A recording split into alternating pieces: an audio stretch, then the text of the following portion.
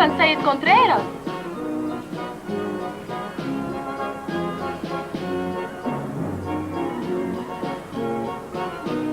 مساء الخير. حماك الله سيدي. نلتقي للمرة الثالثة في يوم واحد، أترى خيرا أم شرا أعترض طريقك؟ ولم نعتبر لقاءنا شرا؟ لنقل إن لقاءنا خير، ما رأيك؟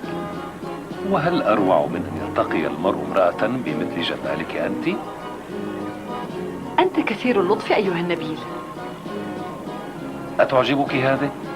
أجل، كنت سأسأل السيدة عن سعرها. حقا؟ لا تهتمي، أقدمها لك. هيا.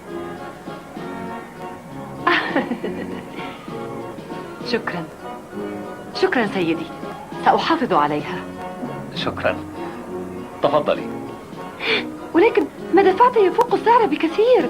لا اهدئي سيدي، إنها لا تساوي أكثر من 5 أوراق نقدية. هذه سرقة، إنهم يخدعونك سيدتي. اهدئي. لا اهدئي، دعك من هذا. لا، لكن ألا تكترث بتبذير مالك؟ لا. دعني أحاول، وسترى بنفسك أنك ستنال حسما عليها. لا سيدتي اهدئي، أرجوك. لا أريد حسما، دعيه لها. إنها حفلة خيرية نظمتها الجمعية، ويعود ريعها إلى مستشفى للأطفال الفقراء، فالجمعية تنظم حفلة خيرية كل عام من أجل الأطفال الفقراء. إذا وهبتها مبلغا إضافيا من أجل الأطفال الفقراء؟ إن قلبك رائع تماما كعينيك. رائع. إذا أنا من عليه أن يشكرك لشدة لطفك. أتعلمين، للمرة الأولى أسمع إطراء من امرأة بجمالك. وحدك؟ لا، رافقني غجري الذي يعزف الكمان، لكنه ذهب منذ وقت ليشتري طعاما ولم يعد بعد. أتراه أضاع الطريق؟ نبحث عنه معا إن شئت. لا أقدر، وعدت بانتظاره. لا، تعالي معي، نقوم بجولة وسوف نجده بلا شك. هيا بنا.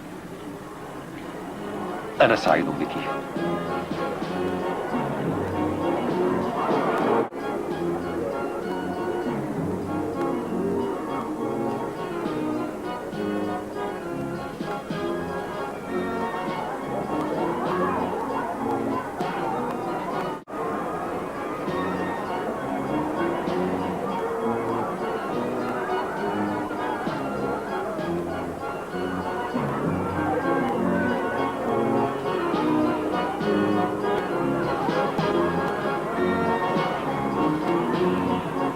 أيها النبيل، جلينكا لم يظهر بعد. لابد أنه عاد إلى هنا ولم يجدني فانصرف. كيف أعود إلى المخيم؟ لا أدري.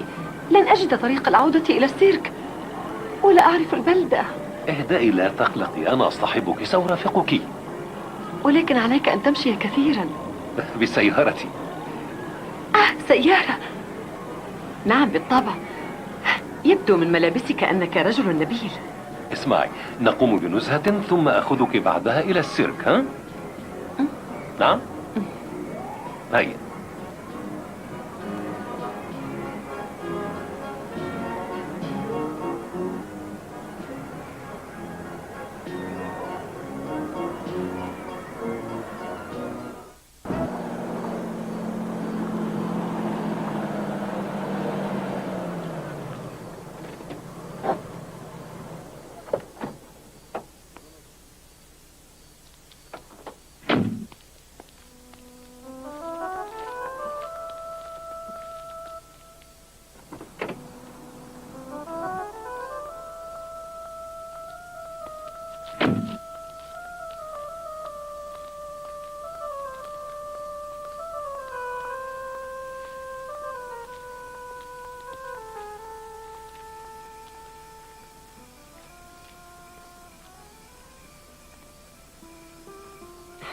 بردتي؟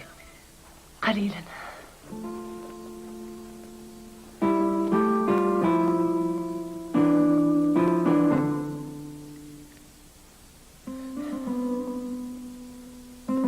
أين تنظرين؟ إلى الجبال البعيدة. يوما ما نقطع الجبال لاكتشاف أراضٍ جديدة.